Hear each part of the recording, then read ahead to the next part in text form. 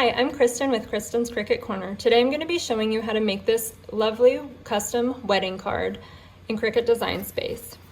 I will also be attaching the file that I used for the outline along with the saying that I had put on the inside to draw and write using your Cricut.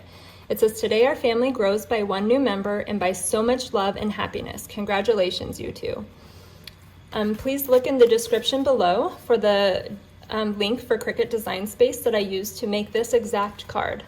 I hope you enjoy.